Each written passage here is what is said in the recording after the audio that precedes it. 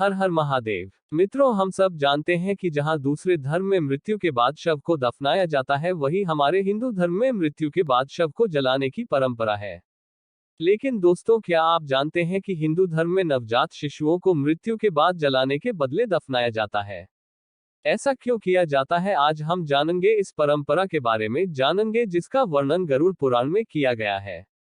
गरुड़ पुराण में वर्णित कथा के अनुसार पक्षीराज गरुड़ के पूछने पर भगवान विष्णु उनसे कहते हैं, हे गरुड़, अगर किसी स्त्री का गर्भपात हो जाए या फिर यदि जन्म के बाद 2 वर्ष की उम्र तक किसी बालक या बालिका की मृत्यु हो जाए तो उसे जलाने के बजाय जमीन में गड्ढा खोदकर उसे दफना देना चाहिए, और इससे अधिक उम्र के मनुष्य की मृत्यु होने पर उन्हें जलाना चाहिए।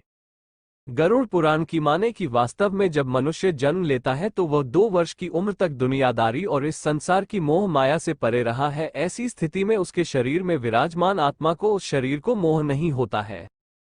ऐसे में जब कोई 2 वर्ष से कम उम्र का मनुष्य मृत्यु को प्राप्त होता है तो आसानी से उस शरीर का त्याग कर देता है और पुनः उस शरीर में प्रवेश करने की कोशिश भी नहीं करता है।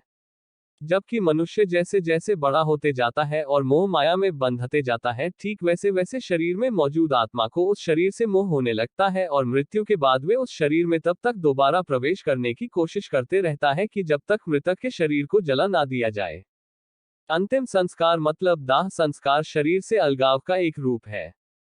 जब शरीर को जला दिया जाता है तब वे अग्नि द्वारा मुक्त हो जाता है और इसके बाद उस आत्मा के पास कोई लगाव नहीं रहता।